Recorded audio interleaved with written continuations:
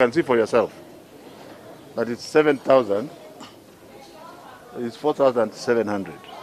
So this one, even though it is popular, it's not likely that they'll take many children. There are many other schools around that we will make sure the children go to. You can see for yourself that I've ordered a variation of shifting of desks, which we are supposed to go to another school this morning to come here.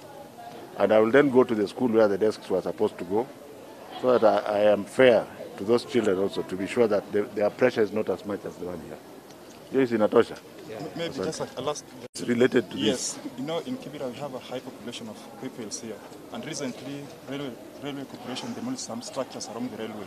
Maybe as the CS for Education, have you followed up the fate of those students who were demolished, who